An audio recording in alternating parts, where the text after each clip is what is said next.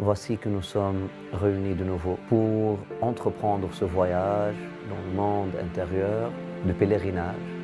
Une opportunité parfaite pour le cheminant de s'accomplir parfaitement en Dieu. L'histoire dit que Allah subhanahu wa ta'ala a donné à Adam l'opportunité ou l'ordre de bâtir deux temples. Le temple de l'Orient et le temple de l'Occident.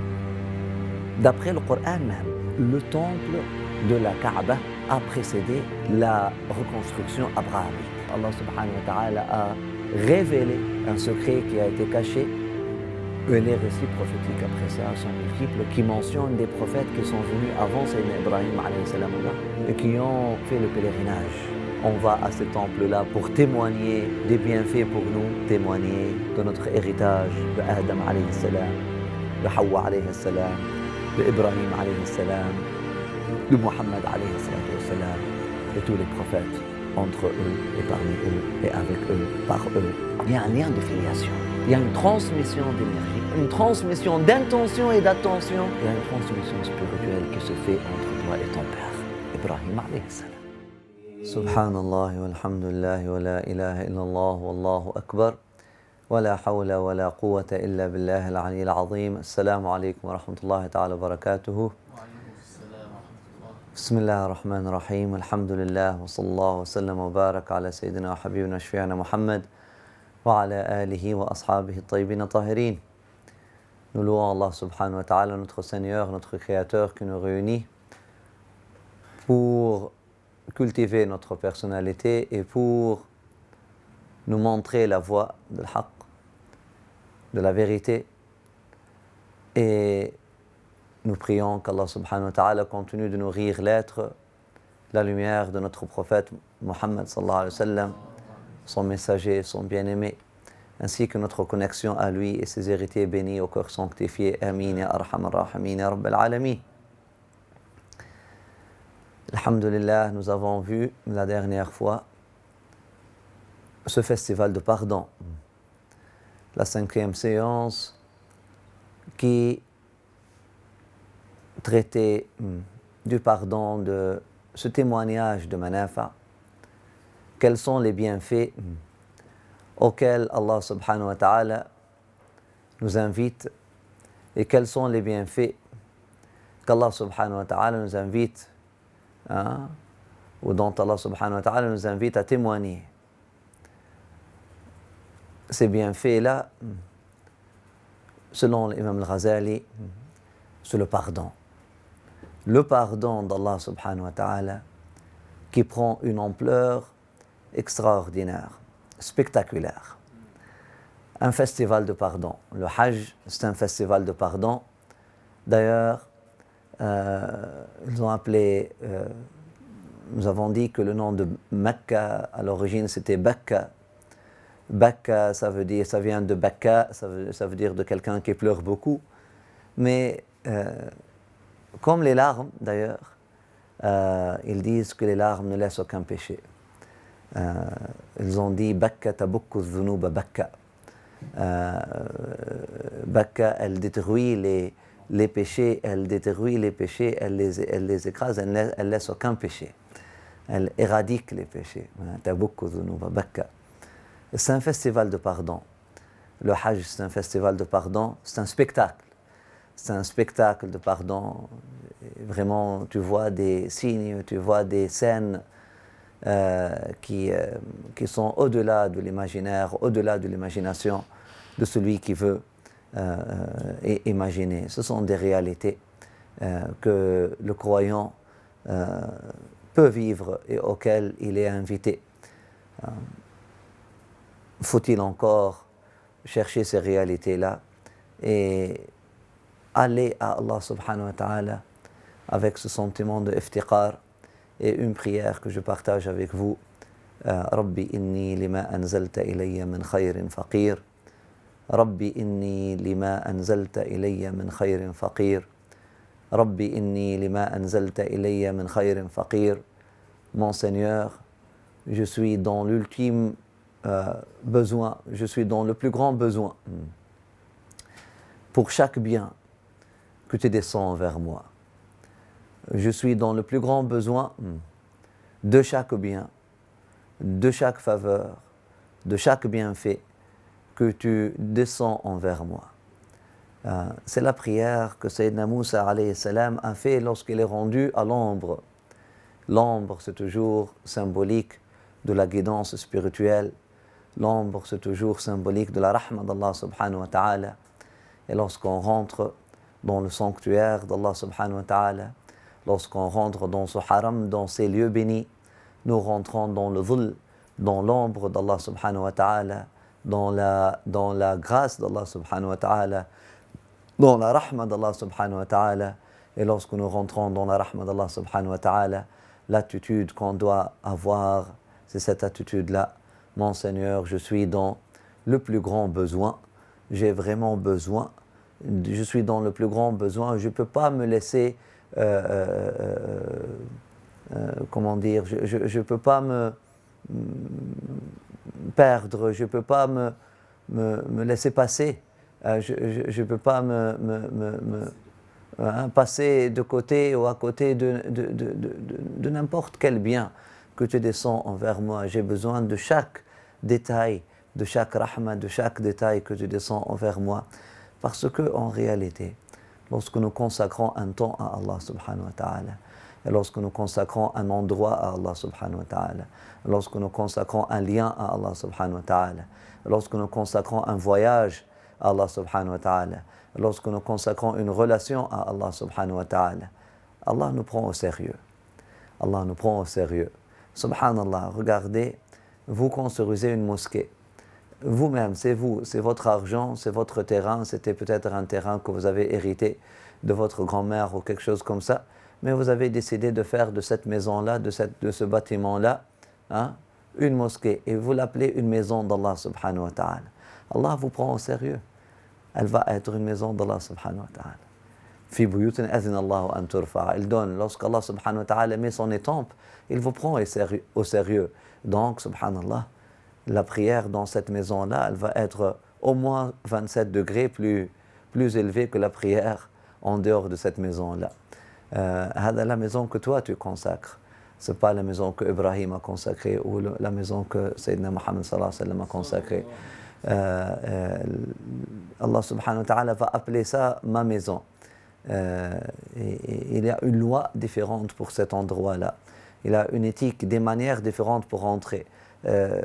Jusqu'au point où celui qui rentre dans cette maison que toi tu as bâtie et qui pousse les portes que toi tu as placées, il dit Allahumma ftah li abwaba rahmatik. Il est en train de faire ouvrir pour lui les portes de la rahma d'Allah subhanahu wa ta'ala, pas les portes en bois que toi tu as construites ou que tu as placées ou que tu as mises en place.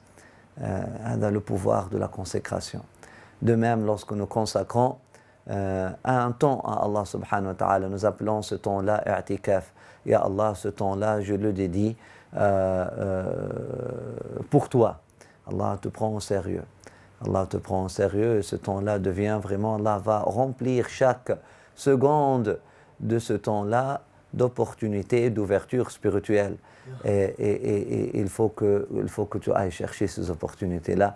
Il faut que tu restes cohérent avec toi-même pour aller chercher ces opportunités-là et ne pas gaspiller ces opportunités qu'Allah subhanahu wa ta'ala te donne. Allah te prend au sérieux. Tu sors de chez toi, tu dis labbaik Allahumma labbaik. Moi, je lui dis ce voyage à toi, ya Allah, certainement, Allah subhanahu wa ta'ala, n'importe quel voyage. On n'est même pas en train de parler du pèlerinage, n'importe quel voyage. Tu sors de chez toi pour aller visiter un savant, tu sors de chez toi pour aller visiter une personne malade, tu sors de chez toi pour mieux retourner. Un voyage que tu consacres pour Allah. Ya Rabbi, je sors de chez moi pour aller me ressourcer, j'ai besoin de ce temps-là afin de reconstruire mon mental, afin de régénérer ma force spirituelle, afin de retrouver mon amour pour mes voisins, afin de retrouver mon amour pour ma mission, afin de retrouver ma force. C'est un voyage que tu te dis pour Allah subhanahu wa ta'ala. Allah va remplir chaque aspect de ce voyage et chaque détail de ce voyage pour toi de miracles. Allah nous prend au sérieux. Allah nous prend au sérieux. Que dire le pèlerinage? Que dire le pèlerinage? qui est une consécration que toi tu fais, tu joues un rôle dans cette consécration-là avec ton ihram, tu te consacres toi-même, mais l'endroit a été déjà consacré, et le temps a été déjà consacré, et les rites ont été, et les mouvements ont été déjà consacrés. Subhanallah, une consécration double ou triple ou quadruple, une consécration à l'exponentielle, exponentielle, subhanallah. Et puis, tu rentres dans cet état-là.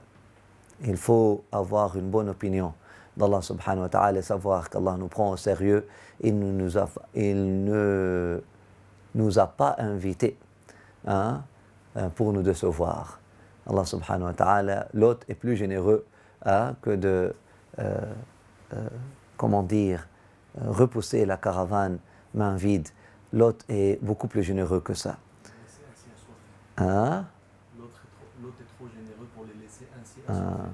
L'hôte est très généreux pour les laisser ainsi assoiffés. Alhamdulillah Rabbil Alamin. Notre mère Rabi'a al-Adawiyya, elle faisait tawaf autour de Kaaba. Et à un moment donné, elle s'est exclamée, elle a dit, mon Seigneur, ou une autre mère, une autre des ancêtres spirituels. Elle disait, Ya Allah, mon Seigneur, par ton amour pour moi, pardonne tout ce monde ici. Elle dit, mon Seigneur, par ton amour, par l'amour que tu as pour moi, pardonne tout le monde ici. Et puis il y avait un savant qui faisait tawaf à côté d'elle. Il lui a dit, comment tu sais que Dieu t'aime? C'est arrogant, qu'est-ce que tu dis? Elle t'a dit, si toi tu le dis, ça serait arrogant. Mais moi, c'est pas arrogant. Moi, c'est une compréhension dans le Coran, dans le Coran que j'ai. C'est quoi? Elle dit, moi, j'ai trouvé ça dans le Coran. Comment tu as trouvé ça dans le Coran? Elle dit, j'ai trouvé le verset فَسَوْفَ يَأْتِ اللَّهُ بِقَوْمٍ يُحِبُّهُمْ وَيُحِبُّونَهُ. Allah subhanahu wa ta'ala va amener des gens que lui aime et qu'il aime. Et Allah est témoin que ce n'est pas moi qui est venu de moi-même. Je témoigne que c'est Allah subhanahu wa ta'ala, c'est lui qui m'a apporté jusqu'ici. Je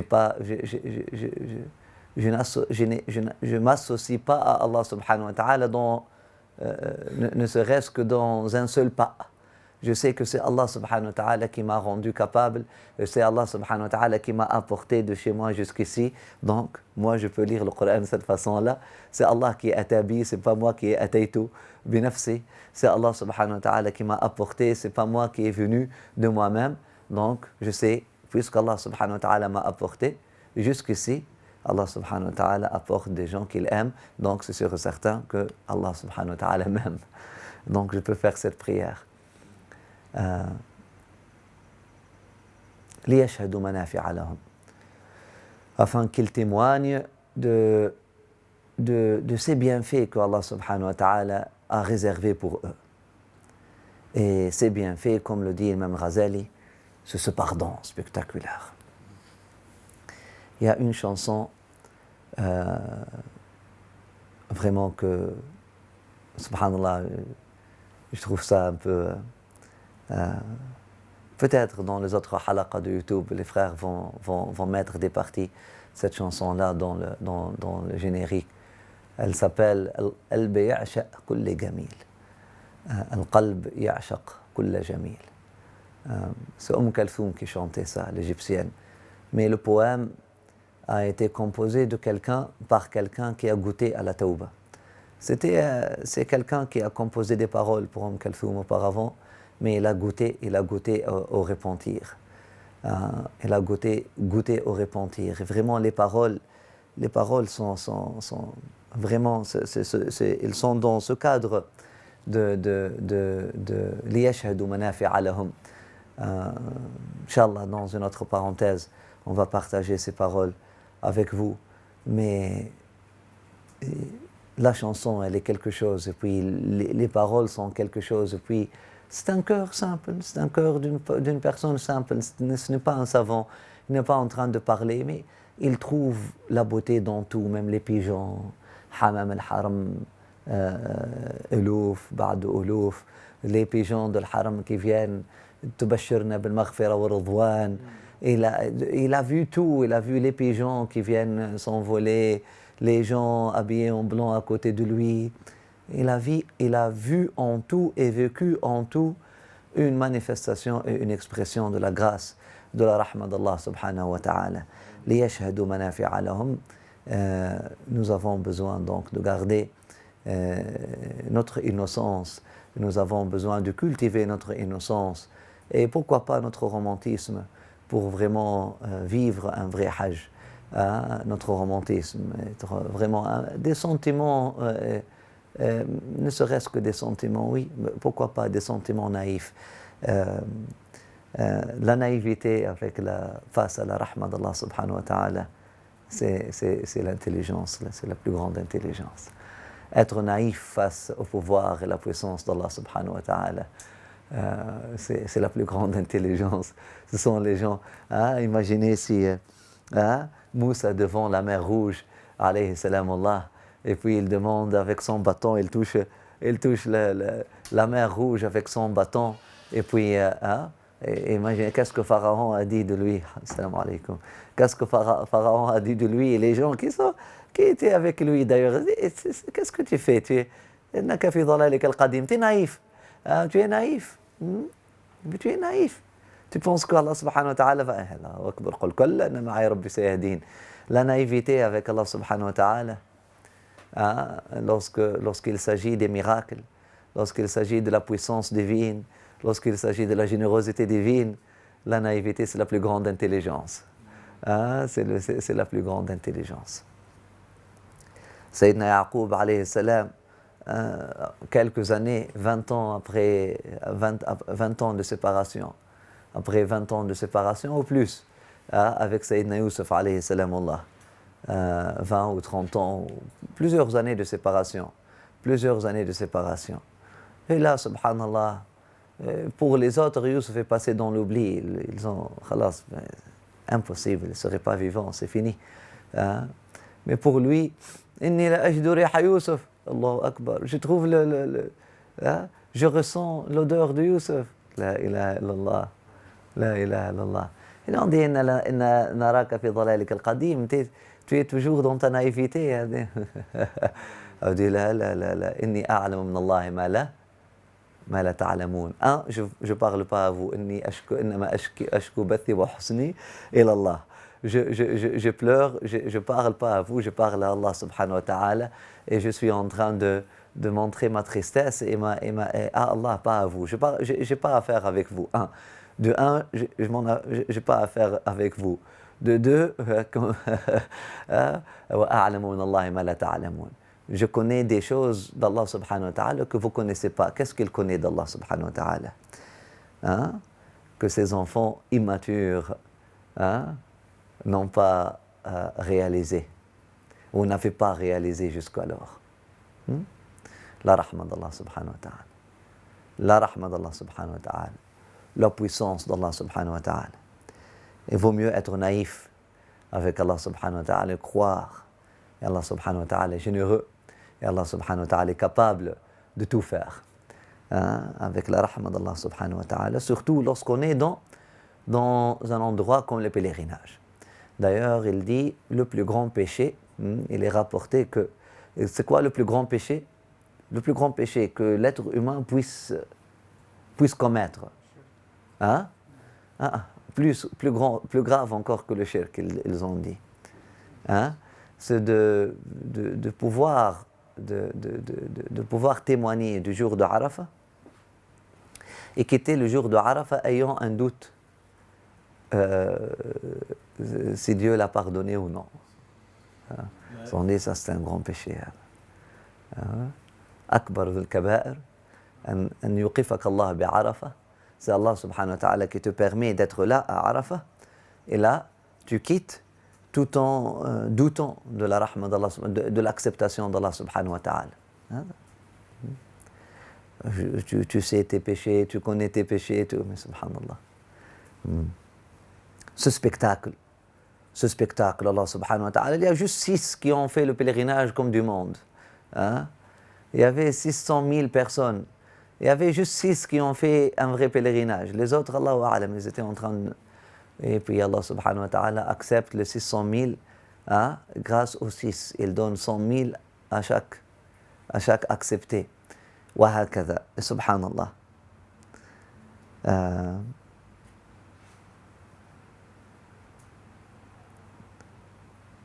Un festival de pardon. Il y a des choses qu'il faut voir pour croire, il y a des choses qu'il faut croire pour pouvoir voir. Le pardon d'Allah subhanahu wa ta'ala et la générosité divine, il faut y croire pour pouvoir la voir, les voir et y goûter. L'excellence de la maison sacrée et de la Mecque l'illustre. Le prophète, que Dieu nourrisse son être, sa lumière et notre connexion à lui, a dit: en vérité, Allah magnifié et exalté soit-il a fait la promesse que cette maison, Al-Bayt, recevrait chaque année 600 000 pèlerins. S'ils ne sont pas autant, Allah magnifié et exalté soit-il, parfait ce nombre parmi les anges, car la Kaaba est un lieu de rassemblement. Il y aura toujours 600 000 pèlerins. Même s'il y a un état de guerre ou quelque chose comme ça, où les nombres de pèlerins n'est pas assez, Allah subhanahu wa ta'ala, il parfait ce nombre parmi les anges. Car la Kaaba est un lieu de rassemblement. À l'instar de l'épouse qui s'empresse vers son époux, tous ceux qui font le pèlerinage sont épris des voiles de la Kaaba et s'empressent autour d'elle jusqu'à ce qu'elle entre au paradis et qu'ils y entrent avec elle. À l'instar de l'épouse qui s'empresse vers son époux, tous ceux qui font le pèlerinage, la Kaaba va s'empresser envers eux. La Kaaba, elle va venir le jour du jugement sous une forme avec cette, tu peux imaginer ça, cette mariée avec ses voiles, etc. Et puis elle va s'empresser envers tous ces gens qui sont venus vers elle, faire le pèlerinage, et puis elle va les amener avec elle au pèlerinage. C'est elle.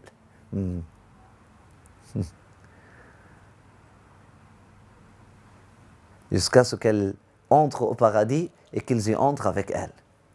Il est dit dans un récit traditionnel: en vérité, la pierre noire est une des hyacinthes du paradis.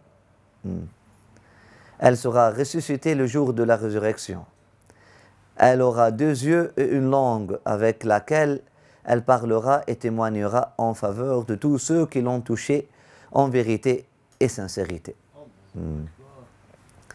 Le prophète sallallahu alayhi wa sallam l'embrassait souvent et on rapporte qu'il se prosternait près d'elle et faisait les tourner sur sa monture, plaçait son bâton fourchu sur la pierre, puis baisait le bout du bâton. Lorsqu'il ne pouvait pas toucher la pierre noire par sa main, alayhi salatu wa salam, et pour faciliter aux gens, lorsqu'il faisait tawaf autour sur sa monture avant de quitter, le tawaf al-wada', elle était déjà sur sa monture. Le tawaf, on appelle ça le tawaf de l'au revoir, de l'adieu. C'est ce tawaf-là qu'il a fait sur sa monture, alayhi salatu wassalam. Il faut comprendre. Ce n'est pas le tawaf de Qudum ni le tawaf de Hajj. C'est le tawaf al-wada'. Le tawaf de l'adieu, alayhi salatu wassalam, il l'a fait sur sa monture. Et là, parce que khalas, la caravane était, et pour faciliter aux gens, pour leur montrer cette facilité-là, cette possibilité-là, et pour nous montrer à nous aussi cette possibilité-là, parce que on ne peut pas imaginer 2 millions de personnes avoir l'opportunité d'aller embrasser la Kaaba, et c'est avec il avait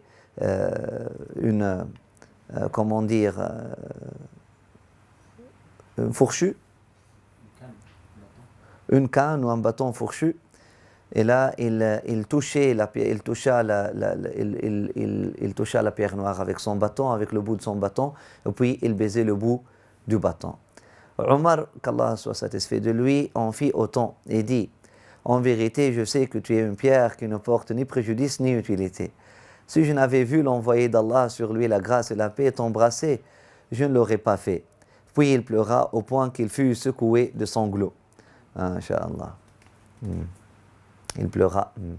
Il pleura pour les larmes de Adam, le souvenir de Adam, le souvenir d'Ibrahim, mais surtout le souvenir maintenant, le plus vif dans le cœur et dans l'âme, dans la mémoire de Sayyidina Omar, le souvenir du Hajj avec Rasulullah sallallahu alayhi wa sallam. Maintenant, il fait le Hajj seul, sans Rasulullah sallallahu alayhi wa sallam. Il a fait le Hajj avec Rasulullah sallallahu alayhi wa sallam, subhanallah. Et là, il a témoigné de ce moment avec Rasulullah sallallahu alayhi wa sallam. C'est le rappel des larmes du prophète sallallahu alayhi wa sallam qui l'a fait pleurer. Il se retourna et vit Ali, qu'Allah anoblisse sa face. Et nous avons raconté cette histoire-là un peu, de façon un peu différente. Subhanallah. Il se retourna et vit Ali, qu'Allah anoblisse sa face et soit satisfait de lui. Il lui dit: ô père de Hassan, ici on répand des larmes et les demandes sont exaucées. Ali, qu'Allah soit satisfait de lui, lui dit: ô commandeur des croyants, cependant cette pierre peut nuire et être de profit. Dans la narration que nous avons, ce n'est pas sur scène, ce n'est pas à ce moment-là, c'est plus tard après. C'est plus tard après, lorsque Sayyidina Ali est allé masser les épaules et les pieds de son frère aîné,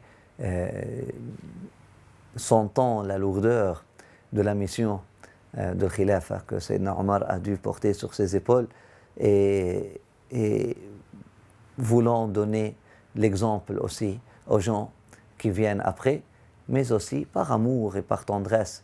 Sayyidina Ali ibn Abi Talib, c'est lui qui, d'ailleurs, subhanallah, massait les épaules et les pieds du prophète sallallahu alayhi wa sallam lui-même.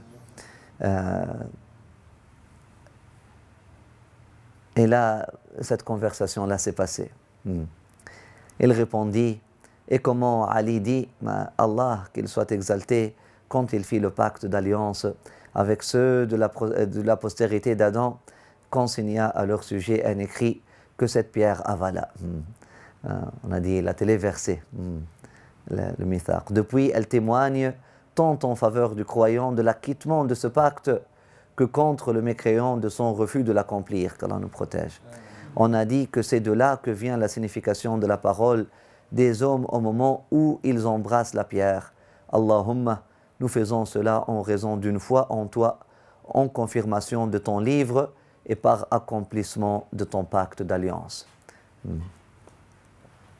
On rapporte d'Al-Hassan al-Basri, qu'Allah soit satisfait de lui, qu'il disait: un jour de jeûne à la Mecque vaut 100 000 jours de jeûne, une aumône sincère d'un dirham équivaut à l'aumône de 100 000 dirhams. Ainsi en est-il à la Mecque de chaque œuvre de bien qui se trouve multipliée par 100 000. Toutes les œuvres se trouvent multipliées par 100 000 à la Mecque. On peut comprendre ça. N'est-il pas le centre de la conscience? Tout début, tout centre, centre dans l'espace ou centre dans le temps. Les bonnes œuvres sont multipliées et les mauvaises œuvres aussi sont multipliées. Qu'Allah subhanahu wa ta'ala nous protège, vous protège. Pensez à ça, raisonnons un peu. Le premier cercle, par exemple, qui commence un mouvement de conscience, c'est sûr et certain que leur sadaqa, que leur aumône, que leur prière, que leur conscience, que leurs gestes vont valoir beaucoup plus que les gestes, les sadaqa, les aumônes, les prières des gens qui vont venir après. Parce qu'ils sont en train de bâtir le noyau dur, où ils sont en train de bâtir l'énergie première, l'énergie qui va continuer après, du cyclone de conscience qui va continuer après. L'œil du cyclone qui va continuer après. C'est très très important, c'est sûr et certain. Ce sont comme les gens qui étaient avec Dhul Qarnayn, il leur a dit: A'inouni bi quwwa, aj'al baynakum baynahum radma. Les gens qui ont bâti le mur ou le barrage avec c'est un barrage. Radma, Allahu A'lam, c'était comment exactement avec Dhul Qarnayn. Du même, les compagnons qui étaient avec le prophète sallallahu alayhi wa sallam, au début, un jour, Sayyidina Khalid bin Walid était dans son début, ala kulli hal, un nouveau musulman, et puis il a trouvé son opinion, il a voulu, il pensa que son opinion pourra surpasser l'opinion de Sayyidina Omar al-Khattab ou l'opinion de Sayyidina Abu Bakr al-Siddiq. Cette tendance humaine, elle a pensé que peut-être c'est son intelligence, c'est son opinion, c'est sa stratégie politique qui serait... Et là, un jour, il s'est permis de parler, de critiquer, pas parler mal, mais critiquer Sayyidina Omar al-Khattab et critiquer Sayyidina, et un autre groupe de compagnons, disant que si on était nous à votre endroit, l'islam serait déjà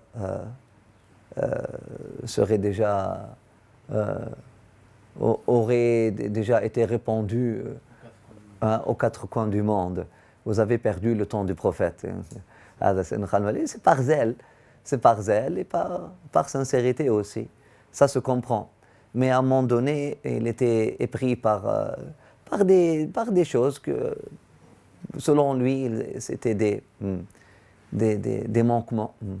C'était un manque de zèle, un manque d'énergie, un manque de ferveur peut-être, ou un manque d'intelligence. On ne peut pas imaginer les compagnons manquer de ferveur, mais selon lui, c'était un manque d'intelligence. C'est un manque d'intelligence qu'il a critiqué d'ailleurs. Manque de stratégie. Il a dit, si c'était nous, qu'on était là avec le prophète sallallahu alayhi wa sallam dès le début, cette religion-là serait déjà arrivée aux quatre coins du monde. Et là, le prophète sallallahu alayhi wa sallam a entendu cette parole de Khalid. Et puis le prophète sallallahu alayhi wa sallam a donné une khutbah et a dit, « La tasubbu ashabi » ne parlez pas mal de mes compagnons. Et là, subhanallah, c'est déjà dur comme message, parce que mes compagnons, il a réservé le titre compagnon aux anciens. Il a dit, ne parlez pas mal de mes compagnons. Par Allah, les tonnes d'or que vous pouvez donner ne peuvent pas arriver au degré de dirham, de sadaqa, que les premiers ont pu donner, ou la Muhammad Rasulullah sallallahu alayhi wa sallam, ou la hafna, ou le moud, ou la poignée d'orge que l'un d'eux a pu donner. Ils ont donné saddaquni hina kadhabani an-nas wa a'tuni hina mana'ani an-nas. Ils ont cru en moi lorsque tout le monde était contre moi, et puis ils m'ont donné lorsque tout le monde m'ont refusé. C'est sûr et certain que le début, le noyau, c'est quelque chose, parce que c'est une énergie de laquelle va dépendre toutes les énergies qui vont venir après. Sûr. Dans le bon sens comme dans le mauvais sens. C'est une énergie de laquelle va dépendre l'énergie de ceux qui vont venir après. Le premier cercle, c'est toujours très très important.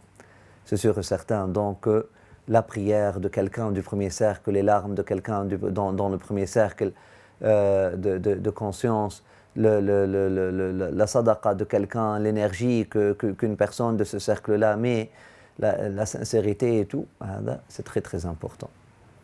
C'est très très important. Ça va déterminer l'énergie et ça va déterminer de la réussite de ceux qui vont venir après, ou de la qualité de ceux qui vont venir après. On peut imaginer ceux qui font le premier cercle à côté de la Kaaba de la même façon. On peut imaginer ceux qui font le tawaf autour de la Kaaba de la même façon. Ils sont au sanctuaire, sont au cœur de ce mouvement de conscience.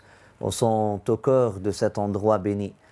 Nous avons dit, il faut imaginer que tous ceux qui font la prière, c'est un cercle, comme des cercles circonscrits. Et puis, c'est le cercle immédiat. Subhanallah. On peut imaginer que nous sommes en train de puiser de leur énergie aussi, de l'énergie que eux, ils font, que eux, ils créent.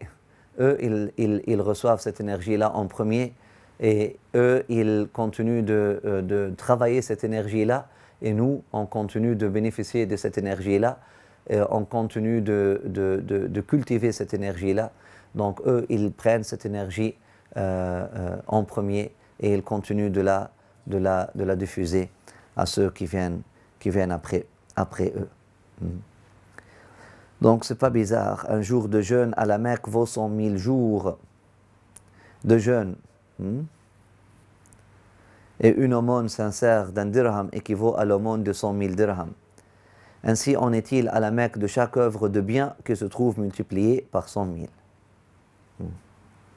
Ils ont dit aussi, ainsi en est-il pour chaque œuvre ou de chaque œuvre de mal. Qu'Allah subhanahu wa ta'ala nous protège et vous protège. On a dit que 7 tawaf équivalent à une umrah et que 3 umrah valent un pèlerinage. Dans le hadith suivant, on trouve qu'une visite pendant le mois de Ramadan est comme un pèlerinage fait avec moi, le prophète sallallahu alayhi wa sallam, il dit. Le prophète sallallahu alayhi wa sallam, il dit, je suis le premier que cette terre a chassé, la Mecque. Je suis le premier que cette terre a chassé. Alors je suis allé auprès des gens de Baqiya et ils m'ont suivi. Et puis auprès des gens de la Mecque, et je rassemble ainsi les 2 villes sacrées, Al-Haramain. Je suis le premier que cette terre, la Mecque, a chassé. Alors je suis allé auprès des gens de Baqiya, de Médine, et ils m'ont suivi. Et puis auprès des gens de la Mecque, et puis ils m'ont suivi. Et je rassemble ainsi les 2 villes sacrées, Al-Haramain. Donc entre les 2 villes sacrées, aussi, tout ça, c'est comme toute cette terre-là, tout ce Hijaz-là est devenu un lieu sacré par ça. On trouve le hadith suivant, les anges vinrent retrouver Adam sur lui la grâce et la paix. Aussitôt qu'il eut achevé les rites de Hajj, le manasik de Hajj. Ils lui dirent, la terre que tu as choisie pour ton pèlerinage, ô Adam, est celle en laquelle nous avons fait le pèlerinage à cette même maison 2000 ans avant toi. قبل الله حجك يا آدم وإنا قد حججنا هذا البيت قبلك ب1000 عام. Dans un récit, voilà, donc c'est un lieu qu'Allah subhanahu wa ta'ala a choisi avant même Adam.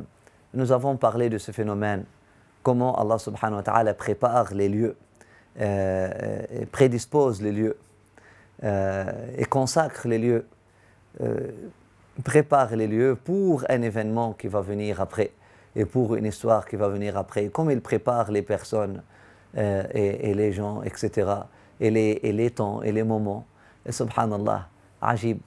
Donc, on a parlé de ça auparavant, de ce phénomène, comment les anges viennent préparer un lieu qui sera un lieu saint pour les êtres humains. Après, les anges viennent pour consacrer ce lieu-là avant même que les êtres humains ne viennent. Donc, si on décide maintenant d'acheter un endroit et de faire de cet endroit-là une mosquée, nous n'avons pas un seul doute que les anges avant ça l'ont fait et puis ont prié déjà dedans. Et c'est pour ça qu'on trouve cette énergie-là. On dirait que cet endroit-là a été une mosquée de toute sa vie. Et il y a quelque chose qui se passe. C'est quoi les anges? C'est ce tawfiq divin, c'est cette énergie divine manifestée ou concrétisée.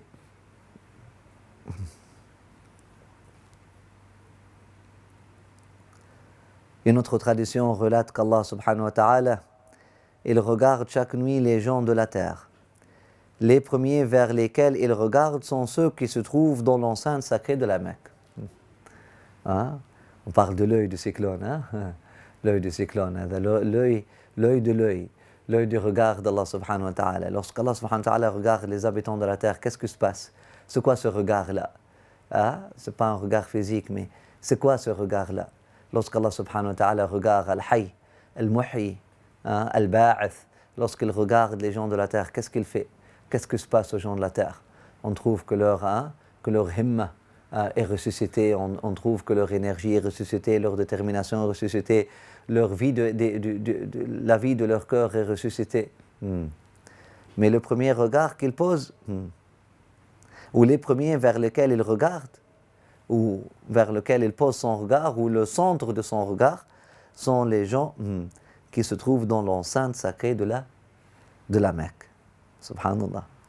Et les premiers de ceux-là sont ceux qui fréquentent la mosquée sacrée Al-Masjid al-Haram.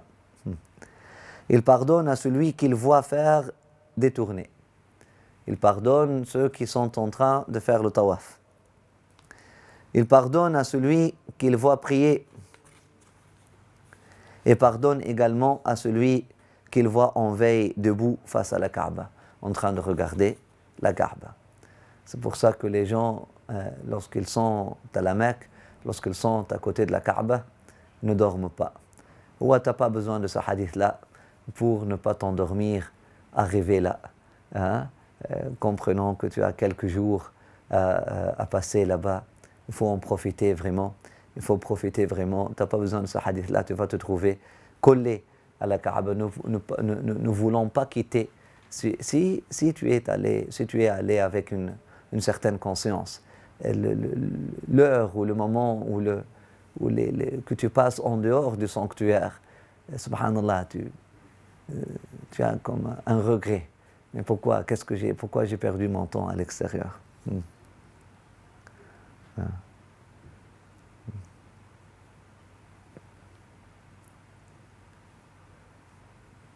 faut se reposer, par contre. Il faut reposer entre Duha et Dhuhr. Pas la nuit à la Mecque. De toute façon, il n'y a plus de nuit là-bas. Je dirais malheureusement, parce que j'aurais bien aimé vivre le Hajj sans électricité, mais masha'Allah. Mais dans tous les cas, tu ne dois pas dormir. Il pardonne également à celui qu'il voit en veille debout face à la Kaaba. Il fut dévoilé à l'un des saints, qu'Allah soit satisfait d'eux. J'ai vu toutes les entrées ou toutes les contrées lointaines se prosterner en faveur de Abadan. J'ai vu Abadan se prosterner en faveur de Jeddah. Donc les ribats, les terres, il a vu toutes les terres. Il a dit les terres se prosternent, une se prosterne à l'autre, une se prosterne à l'autre, une se prosterne à l'autre. Et puis toutes les terres se prosternent à Jeddah. Il parle ici de sanctuaire, il parle de l'endroit, dans la direction. Il se prosterne dans la direction de Jeddah, c'est-à-dire de la Mecque. On a dit, le soleil ne se couche pas un jour sans qu'un homme de Abdel ne tourne autour de cette maison. Et l'aube ne se lève pas une nuit et l'aube ne se lève pas après une nuit sans qu'un de Autad ne tourne autour d'elle. Donc, qui sont le Abdel et qui sont les Autad, il faut connaître cette terminologie-là. C'est la littérature de nos ancêtres. Et puis, leur islam, leur religiosité, leur spiritualité tournaient, orbitaient autour de ce vocabulaire-là. Qui sont les Abdel? Les Abdel sont des awliya d'Allah subhanahu wa ta'ala, des hommes de Dieu, qui sont là pour garantir la paix, l'harmonie, la nourriture, la pluie qui tombe du ciel. C'est un hadith que le prophète sallallahu alayhi wa sallam a dit. Il a dit, il y a toujours le nombre, les versions, il y a plusieurs versions. Il a dit 40 ou 70 ou plus. Il y a même ceux qui ont dit 124 000. Mais il y a des gens, il y a un nombre de personnes qui... Le prophète sallallahu alayhi wa sallam a voulu nous faire comprendre que c'est à cause d'eux, c'est grâce à eux qu'on reçoit la pluie, et c'est grâce à eux que le mal est distancé de nous. Bihim turzaqoun wa bihim tut'amoun. Et puis à chaque fois qu'une personne décède de ces personnes-là, Allah subhanahu wa ta'ala l'a fait remplacer par une autre. Par une autre, afin que le nombre reste toujours intact. 40 ou 70. Il y a des gens qui ont ajouté que ces Abdallah, ils sont toujours au Sham, ils sont toujours dans la terre de Sham, entre c'est-à-dire la Palestine, Israël, Syrie, Jordanie, le Sham, Sharif. Il y a des gens qui disent non, ils sont partout au monde. Mais Adam al-Abdal. La notion, même si la notion, elle ne peut être que réelle. C'est sûr. Dans la Fatiha, nous avons la preuve. Lorsque nous demandons à Allah subhanahu wa ta'ala, Ihdina sirat al-mustaqim, sirat al-ladhina an'amta alayhim. Nous demandons à Allah subhanahu wa ta'ala, guide-nous dans le chemin droit, le chemin de ceux que tu as comblés de tes faveurs. Le chemin de ceux que tu as comblés de tes faveurs, le chemin de ceux que tu as bénis. Ihdina sirat al-mustaqim, sirat al-ladhina an'amta alayhim. C'est sûr qu'il y a toujours un nombre de personnes qui, grâce à eux, on les a appelés, nous, le cercle de la conscience, et grâce à eux, le mouvement de conscience continue toujours. Il y a aussi la Aoutad. La Aoutad, Aoutad, ça veut dire montagne. Ça veut dire aussi les piquets, les piquets de la tente. Donc, grâce à eux, le monde ne bouge pas. Le monde est stable.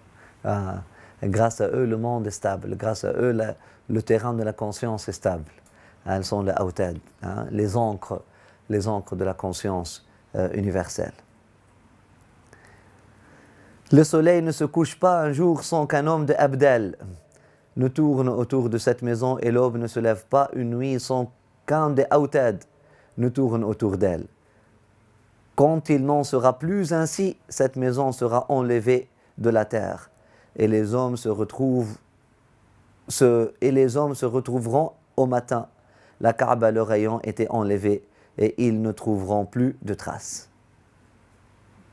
Ce qui arrivera lorsque plus personne n'y sera venu pendant cette année. Puis l'écriture du Coran sera retirée des livres, et les hommes n'y trouveront que pages blanches, sans aucune lettre inscrite sur elles. Après, le Coran sera effacé des cœurs, et ils ne se souviendront plus d'une seule parole. Les hommes reviendront alors à la poésie, à la musique profane, et au récit des temps de l'ignorance pré-islamique. L'Antéchrist sortira alors, et Jésus, Isa sur lui la paix, descendra et le tuera. L'heure sera à ce moment aussi proche que celle de la femme enceinte sur le point d'enfanter.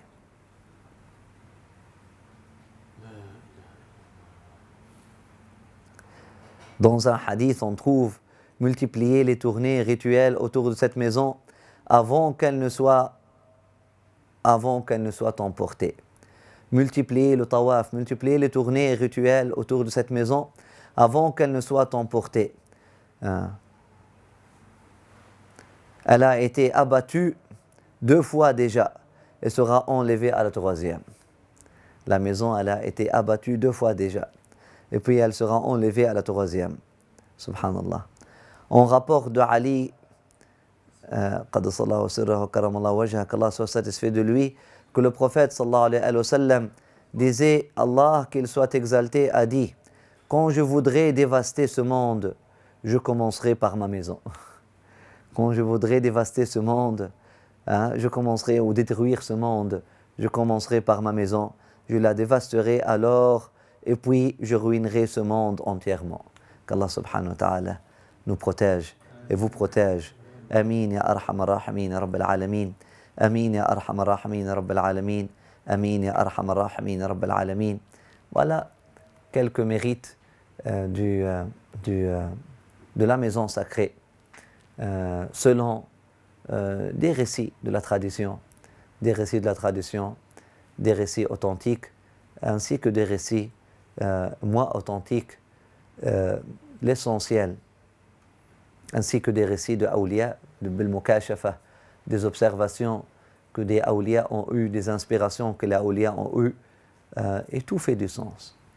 Tout fait du sens. Tout fait du sens. Qu'est-ce que le centre de la conscience ferait au monde si les gens conscients n'y sont plus? Qu'est-ce que le symbole de la conscience humaine aurait à faire lorsque les représentants de la conscience humaine ne seront plus là?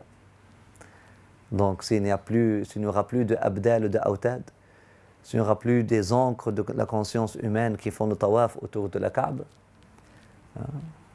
c'est sûr et certain, c'est une ni'ma qu'Allah subhanahu wa ta'ala va retirer de ceux qui sont inconscients de sa valeur.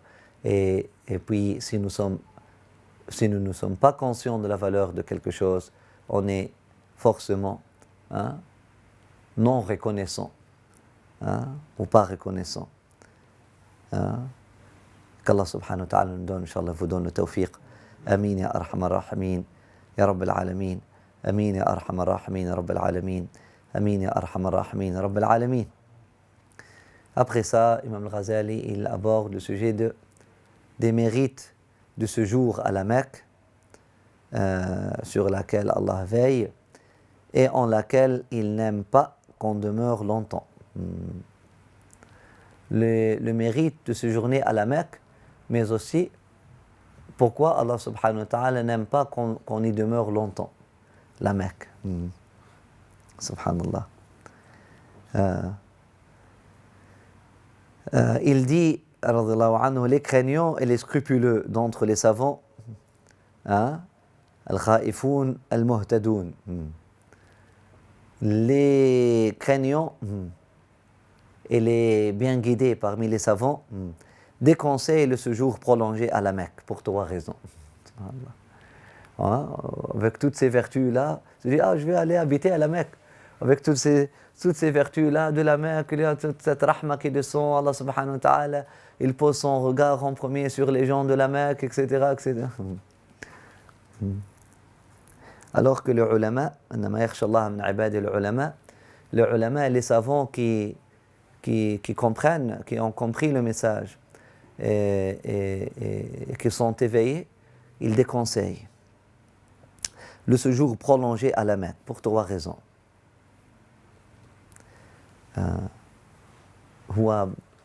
Même avec les shuyukh, ils disent c'est pas tout le monde qui peut rester là tout le temps. Sidi Abul Hassan al-Shadili, il dit pour la norme des êtres humains, rencontrer le cheikh une fois dans ta vie et rester auprès de lui, qadr shaj bayda, et rester auprès de lui le temps que prend pour un œuf de cuire, est suffisant. Et si tu restes plus longtemps, si tu prolonges ton séjour plus que ça, tu risques de perdre plus que gagner. Alors c'est subhanallah. À moins que tu ne sois vraiment investi, etc. Sinon, si tu tombes dans la consommation et puis ça devient, les voiles de Bachariya rentrent en jeu, etc. Mais la même chose peut se passer avec la ville sainte. Effectivement, d'ailleurs, le même Ghazali, il dit la première raison pour laquelle les savants scrupuleux, les gens qui craignent Allah subhanahu wa ta'ala, déconseillent le séjour prolongé à la Mecque. La première raison. La crainte de l'ennui et de l'habitude. La crainte de 2 choses. La crainte de l'ennui, là tu es à la Mecque et tu t'ennuies de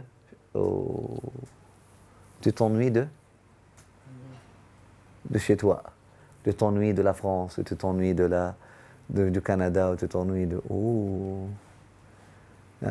Notre cheikh avant disait, il a dit, vaut mieux que tu restes chez toi et ton cœur est avec moi que de rester chez moi et ton cœur est avec ta famille.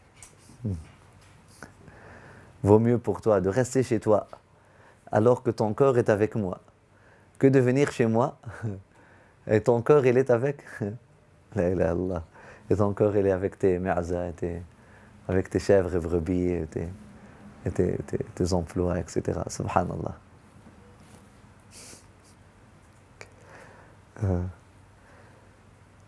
C'est humain, c'est humain. Donc, les savants scrupuleux, ceux qui pèsent tout, qui pèsent même les pensées. Hein? Allah subhanahu wa ta'ala est Ghafour Rahim. Allah subhanahu wa ta'ala pardonne. Mais c'est grâce à des gens qui ont cette conscience et cette vigilance que les règles ont persisté et que la structure a continué d'exister. Pour eux, ils ne veulent pas jouer avec ça. Elle a dit, je ne veux pas me retrouver, ce savant scrupuleux, Kha'af al-Muhtadi, il dit, moi je ne veux pas me retrouver à la Mecque un jour, alors que mon cœur est ailleurs. Je ne veux pas me retrouver au voisinage d'Allah, m'ennuyant de mon voisinage, ou m'ennuyant de ma voisine, ou de ma voisine, mon épouse. Je ne veux pas me retrouver là-bas, subhanallah.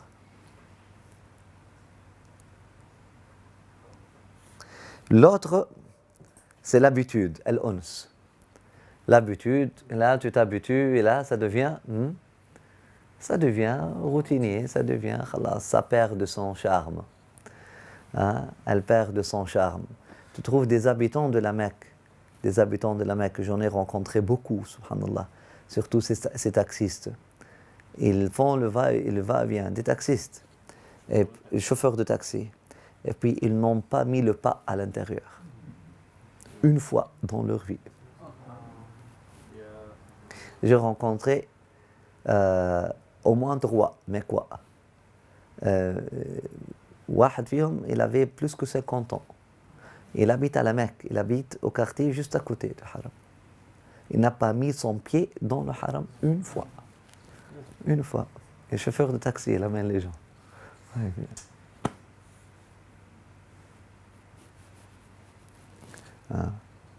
Je connais des Médinois qui n'ont jamais fait Assalamu alayka ya Sayyidi Rasulullah, qui ne sont jamais allés à côté du prophète sallallahu alayhi wa sallam pour dire Assalamu alayka. Subhanallah.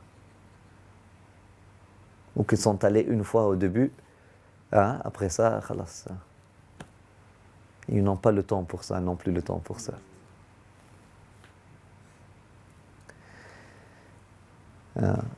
La première raison, c'est la crainte de l'ennui et de l'habitude de la maison, qui sont souvent cause de la disparition de l'enthousiasme du cœur en matière de vénération. Qu'est-ce qui fait perdre l'enthousiasme du cœur en matière de vénération? L'ennui, avoir le cœur détourné. Tu es avec quelqu'un, mais tu t'ennuies de quelqu'un d'autre. Tu es dans un endroit, mais tu t'ennuies d'un autre endroit. Ou encore l'habitude. Tu es avec quelqu'un et tu commences de le prendre pour acquis et tu commences à... Allah subhanallah, ça devient La ilaha illallah Muhammad Rasulullah sallallahu alayhi wa sallam.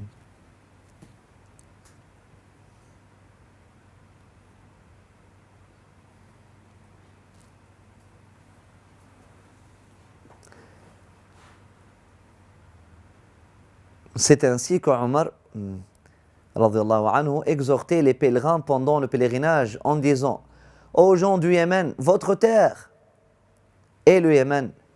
Ô gens de Cham, votre terre est le Cham. Ô gens de l'Irak, votre terre est l'Irak. C'est-à-dire, khalas, vous avez fait le pèlerinage, revenez, que chacun revienne à sa terre. Aux gens du Yémen, revenez au Yémen. Aux gens de Cham, revenez au Cham. Retournez au Cham. Aux gens de l'Irak, retournez à l'Irak. C'est pour cette raison qu'il avait presque envie de leur interdire de multiplier les tournées rituelles. Il disait: je crains que les hommes ne s'habituent trop à cette maison. Et là, elle perdrait de son charme, elle perdrait de sa place, de sa valeur symbolique. C'est pour ça que nous déconseillons nous déconseillons vraiment catégoriquement de voir le haram dans la télévision. Regardez ça. Regardez sur Facebook ou d'avoir beaucoup de photos. Subhanallah. Moi, je me rappelle, subhanallah, la première Umrah que j'ai fait, j'ai pas vu une photo réelle de la Kaaba une seule fois dans ma vie avant de la voir dans la... Et comme ça, je me suis obstiné. J'ai refusé de voir la Kaaba en photo avant de la voir réellement. Et ça a marché. Subhanallah. Ça a marché. J'ai vu des peintures, des tableaux de peinture. Mais c'est très romancier, c'est très romantique, comme les tableaux, une peinture, comme cette peinture-là, quelque chose comme ça. Voilà, des photos comme ça que nous avions dans la maison. Mais une photo réelle, non. Il n'y avait pas de télévision de toute façon.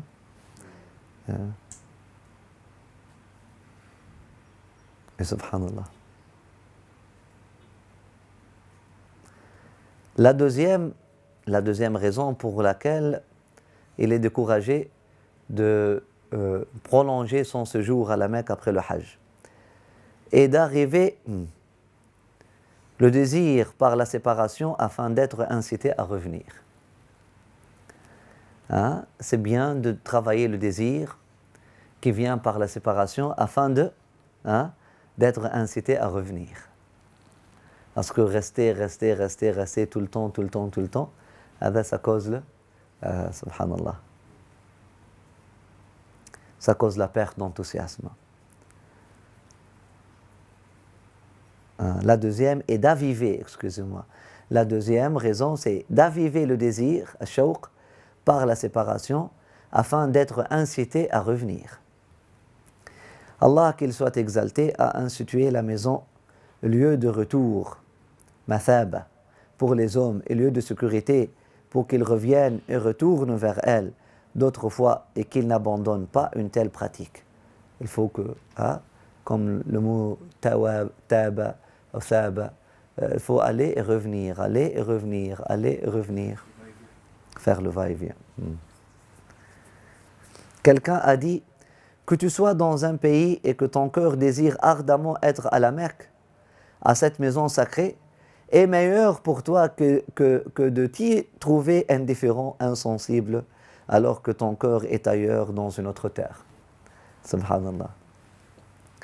Que tu sois dans un pays et que ton cœur désire ardemment être à la Mecque, à cette maison sacrée, est meilleur pour toi que de t'y trouver indifférent, insensible, alors que ton cœur est ailleurs dans une autre terre. Subhanallah. Un des anciens a dit: combien d'hommes, quoique Khurasan, sont plus près de cette maison que celui qu'on fait le tour. Combien d'hommes, quoique Khurasan a dit, Afghanistan, c'est à côté d'Afghanistan, c'est très loin. Combien d'hommes, quoique Khurasan, sont plus près de cette maison que celui qui en fait le tour, subhanallah. La ilaha illallah. Notre cheikh disait aussi combien de gens qui sont avec nous et qui sont loin de nous, combien de gens qui sont loin de nous et qui sont avec nous, subhanallah. Rabba hadirin ghaib wa rabba ghaibin hadir. Combien de gens qui sont absents mais qui sont présents, et combien de gens qui sont présents mais subhanallah qui sont en réalité absents. La ilaha illallah. La ilaha illallah. Un des anciens a dit combien d'hommes, quoique Khurasan, sont plus près de cette maison que celui qui en fait le tour. On a dit qu'Allah a des adorateurs autour desquels la Kaaba tourne à cause de leur proximité d'Allah. La ilaha illallah. Allah subhanahu wa ta'ala a des adorateurs autour desquels la Kaaba, elle va faire son tawaf. Nous, on fait le tawaf autour de la Kaaba, et la Kaaba, elle fait tawaf autour de certaines personnes. C'est elle qui tourne autour de, subhanallah. Autour d'eux. Ou la ilaha illallah. Subhanallah. La ilaha illallah.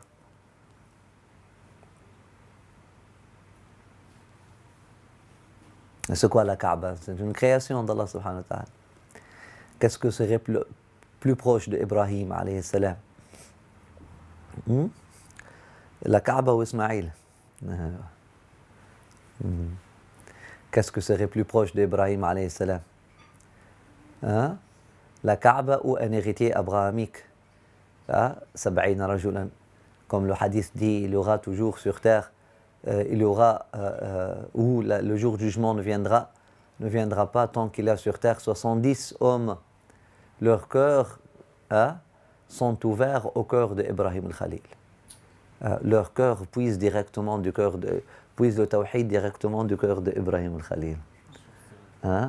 Leur cœur se ressource directement au cœur du cœur à cœur. Ils ont un lien cœur à cœur avec Sayyidina Ibrahim al-Khalil. Qulubuhum ala qalbi Ibrahim al-Khalil. 70 personnes. Wa la ilaha illallah. Qalbi Ibrahim al-Khalil, lorsqu'on lui a lancé dans le feu, qu'est-ce qu'il a dit? Il n'a pas eu peur. Subhanallah. Il était seul, wahdahu, malgré que tout le monde était contre lui, malgré que tout le monde était dans cette anarchie de manque de conscience. À lui seul, il a su reprendre, il a su hériter le mouvement de conscience. À lui seul, il a su hériter. Lorsque sa maman est décédée, à l'âge de 3 ans, il a hérité avec force, il a continué, et puis il a multiplié, il a rebâti, à lui seul. Ummatan wahda, subhanallah. 70 personnes qui puissent directement de cette source. De cette source. Ya Allah. Ya Allah. La troisième raison, selon l'imam al-Ghazali, pourquoi il ne faut pas prolonger le séjour dans la Kaaba, dans la Mecque, il a dit, c'est la crainte de y commettre la faute ou le péché. La crainte d'y commettre la faute, le péché. Car cela est grave. Qu'ils craignent d'avoir en héritage la sanction d'Allah magnifiée et exaltée soit-il à cause de la noblesse de l'endroit. Mais aussi, comme nous avons dit, les larmes que les gens versent là-bas vont donner naissance à plusieurs larmes que des gens... c'est le premier cercle, vous comprenez, c'est l'énergie, c'est la première énergie, c'est l'énergie, on appelle ça l'énergie instigatrice ou l'énergie initiatrice. De même pour le mal, subhanallah. Vous voyez, lorsque les gens de ces endroits-là sont devenus corrompus, qu'est-ce qui s'est passé au monde? Qu'Allah subhanahu wa ta'ala nous protège, vous protège. Et s'il y a toujours khayr au monde, c'est que c'est grâce aux gens qui sont toujours là, mais qui font le khayr.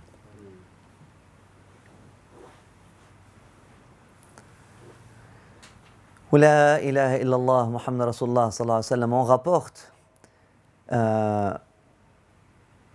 de Wahb ibn al-Warid al-Makki, j'étais une certaine nuit tout à côté du Hijr, priant. Hijr, c'est un endroit, c'est le demi-cercle à côté de la Kaaba. Alors voilà que j'entends les paroles suivantes venant d'un endroit entre la Kaaba et le voile. Et le voile la recouvrant. Il a entendu des paroles venant d'entre la Kaaba et le voile la recouvrant. À Allah et ensuite à toi, ô Gabriel, je me plains des plaisanteries, des propos frivoles et des distractions de ceux qui tournent autour de moi. S'ils ne cessent d'agir ainsi, je m'agiterai d'un tremblement qui fera retourner chacune de mes pierres à la montagne d'où elles ont été extraites. Donc c'est la Kaaba qui parle. Un wali d'Allah subhanahu wa ta'ala, il a entendu ces paroles-là venant des pierres de la Kaaba. Et puis la Kaaba, elle dit, à Allah et ensuite à toi, ô Jibril, je me plains des plaisanteries, des propos frivoles et des distractions de ceux qui tournent autour de moi. S'ils ne cessent d'agir ainsi, je m'agiterai d'un tremblement qui fera retourner chacune de mes pierres à la montagne d'où elles ont été extraites.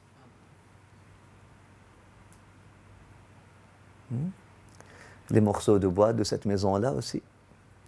Hein? Elles peuvent dire à Allah et ensuite à toi, Jibril, je montre ma reconnaissance que, alhamdoulilah, il y a des gens qui viennent, etc. Comme elles peuvent dire exactement comme ça. Les pierres de n'importe quelle mosquée. Tu trouves vraiment, subhanallah, tu rentres dans des mosquées, tu sens le mal-être. Le mal-être de la mosquée. Wallah al-wahad al-ahad. C'est pas par arrogance, mais wallah, nous avons vécu des expériences que, wallahi, en rentrant à des mosquées, subhanallah, comme ça, le téléphone, je ne sais pas pourquoi, il a commencé à parler, marhaban ya noura ayni marhaban, ou quelque chose comme ça. Et tu ressens que la mosquée se réjouit de ta venue, de la venue de quelqu'un. Finalement, quelqu'un va faire le dhikr. Finalement, quelqu'un va me prendre au sérieux. Finalement, quelqu'un va réaliser ma valeur, etc. On ne voulait pas partager ça par arrogance, mais c'est une vérité. C'est une vérité. Toute la terre est comme ça, subhanallah. Toute la terre s'ennuie. Elle s'ennuie de l'absence des gens conscients. Et puis, elle s'ennuie d'eux. Elle veut les retrouver. Elle veut les retrouver, subhanallah. إنما يعمر مساجد الله من آمن بالله واليوم الآخر. إنما يعمر مساجد الله من آمن بالله واليوم الآخر. C'est pas n'importe qui est awliya al-Masjid al-Haram. Allah subhanahu wa ta'ala, il dit وما كانوا أولياءه إن أولياءه للمتقون aussi par rapport à la maison sacrée. Les gens de l'Haram, les vrais habitants de l'Haram, ne sont pas les gens qui habitent là-bas. Ce sont les êtres conscients. إن أولياءه إلا المتقون. Les habitants ne peuvent être appelés, ne peuvent être dignes de ce titre d'être appelés les gens de l'Haram, les habitants de l'Haram, les habitants du sanctuaire sacré, que les gens de conscience.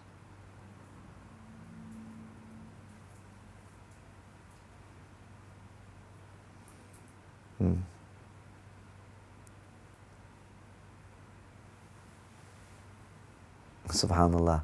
Regarde cet homme de conscience, et c'est sa conscience qui l'a fait goûter et qui l'a rendu capable, qui l'a rendu disposé à voir et à lire et à recevoir cette nouvelle-là et pour que devant ses yeux ce miracle-là ou cette réalité-là soit révélée. C'est sa conscience. C'est parce que dans son cœur, il a senti la même chose. Hein? Et là, il a entendu cette parole, ce tasbih des pierres. Parce que les pierres, elles font tasbih.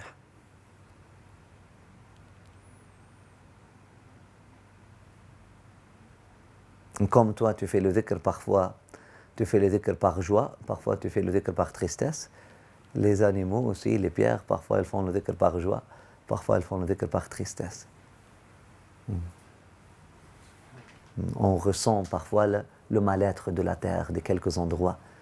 Quelques endroits sont tellement tristes que, subhanallah, le passage des gens, les gens qui sont là sont des inconscients, ils cherchent, ils veulent juste.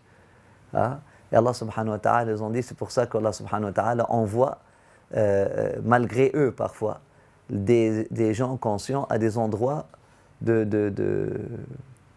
à des endroits comme le Times Square ou quelque chose comme ça, des endroits de manque de conscience, juste pour apaiser, pour équilibrer, pour apaiser le cœur des pierres là-bas, des choses.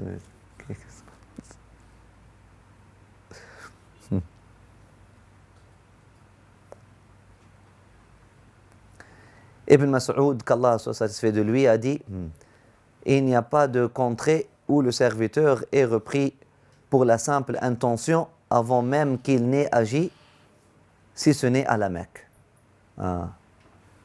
Écoutez, il n'y a pas de contrée où le serviteur est repris pour la simple intention avant même qu'il n'ait agi, si ce n'est à la Mecque. Et puis il a récité alors la parole d'Allah, وَمَنْ يُرِدْ فِيهِ بِإِلْحَادٍ. Nous ferons goûter un châtiment douloureux à celui qui y vient en déviant par injustice, ou qui y vient ayant une mauvaise intention, subhanallah. C'est-à-dire par le simple fait de l'intention. On a dit que les mauvaises œuvres sont multipliées à la Mecque comme les bonnes le sont également. Ibn Abbas disait la mauvaise disposition d'âme, l'iddikar à la Mecque, la mauvaise disposition, l'ihtikar à la Mecque fait partie de prévarication dans l'enceinte sacrée. Et on dit la même chose à propos du mensonge.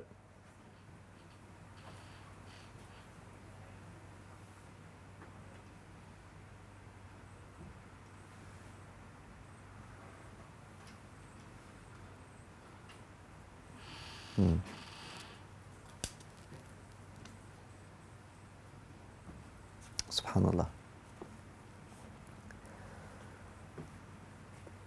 Ibn Abbas a dit commettre 70 péchés à Raqiya, un endroit qui s'appelle Raqiya ou Ar-Raqiya, est plus aimé de moi que d'en commettre un seul à la Mecque.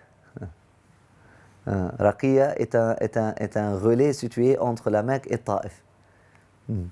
Par crainte de cette sanction particulière à la Mecque, l'un de ceux qui y résidaient allait jusqu'à interdire de faire ses besoins naturels dans l'enceinte sacrée et sortait les faire dans la région désacralisée. Un autre est resté un mois avec Imam Malik était à Médine. Un autre est resté un mois et ne posait pas son flanc à terre. C'est en raison de l'interdiction de séjourner longtemps que certains savants n'aiment pas les locations de maisons à la Mecque. Et ne pensent pas que la désapprobation du séjour contredise la faveur attachée à la contrée. Car la cause d'une telle réprobation vient de l'impuissance et de la faiblesse de créatures à y séjourner en raison de la dignité de ce lieu. Subhanallah.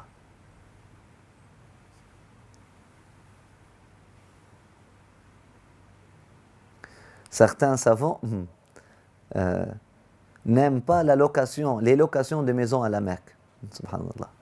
Ils ne pensent pas que la désapprobation du séjour contredise la faveur attachée à la contrée. Au contraire.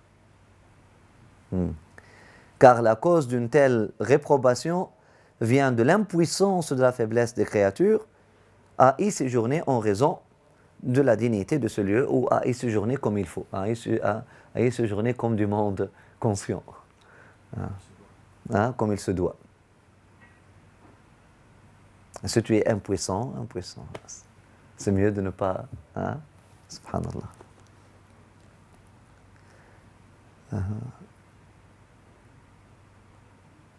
Les ulama que nous connaissons, les maghrébins, les ulama du Maghreb, par exemple la famille aujourd'hui, l'Alwi al-Malki, la famille de l'Alwi al-Malki, qui habite à la Mecque, c'est un ordre qu'ils ont reçu. C'est un ordre qu'il a vu le prophète sallallahu alayhi wa sallam, il a dit tu restes ici, tu bâtis ta maison ici, tu restes ici. Tu seras le gardien de ce temple-là le jour où... Et puis, subhanallah, dès qu'il a commencé à y rester, à y séjourner, l'invasion des Khawarij a commencé, de Wahhabites a commencé, etc. Et puis, subhanallah, il a dû rester pour garder. Si l'Alwi al-Malki, si la famille de l'Alwi al-Malki n'était pas à la Mecque, Allahu A'lam, qu'est-ce qui serait passé? Qu'est-ce qui serait passé? Avec leur séjour à la Mecque, avec leur jihad, avec leur... subhanallah. Subhanallah. Ils ont même leur jihad, subhanallah, ils se sont rabaissés même un peu à la famille royale et tissé des liens, de complaisance avec la famille royale afin afin de calmer les gens, afin d'avoir des faveurs du roi. Ok, ne détruisez pas cet endroit-là, ne détruisez pas cet endroit-là, ne détruisez pas cet endroit-là. Et si vous trouvez parfois, subhanallah, yani, l'insistance qu'ils avaient à détruire la maison où le prophète sallallahu alayhi wa sallam était né, mais pourquoi? Khalas, elle n'est plus connue de toute façon. L'insistance que... Et puis cette famille-là, ils ont il n'y a que cette famille-là, il n'y a que les descendants, les disciples de l'Al-Umel qui aujourd'hui, qui peuvent t'amener et te montrer comment la Mecque était avant la défiguration totale qui s'est passée durant les 30 dernières années surtout. Subhanallah. Alors comme ce sont des gens qui vont y rester bil-haq, hein, pour garder la tradition, pour garder... La seule famille d'ailleurs qui garde la tradition de donner à manger aux hujjaj lorsqu'ils reviennent du hajj sans qu'il n'ait à payer. Sans qu'il n'ait à payer. Gratuitement. La signification de ce que nous disions, que l'abandon du séjour prolongé en ce territoire est préférable, résulte du rapport fait avec un séjour accompagné de négligence et d'ennui. Un séjour accompagné de négligence, hein, et d'ennui. Il serait toutefois insensé de penser que renoncer à rester en ce lieu est plus excellent que d'y séjourner en respectant la dignité qui y est attachée. Il serait toutefois insensé de penser que renoncer à rester en ce lieu est plus excellent que d'y séjourner en respectant la dignité qui y est attachée. Et comment n'en serait-il pas ainsi puisque l'envoyé d'Allah, sur lui la grâce et la paix, quand il revint à la Mecque et qu'il fit face à la Kaaba, dit « En vérité, tu es le meilleur de la terre d'Allah, exalté et magnifié soit-il, et le pays d'Allah que j'aime le plus. Si on ne m'avait pas fait sortir de toi, je n'en sortirais pas, je n'en serais pas parti. » Comment n'en serait-il pas ainsi, puisque le simple regard vers la maison est acte d'adoration, et les œuvres de bien qu'on y accomplit y sont multipliées, ainsi que nous l'avons mentionné.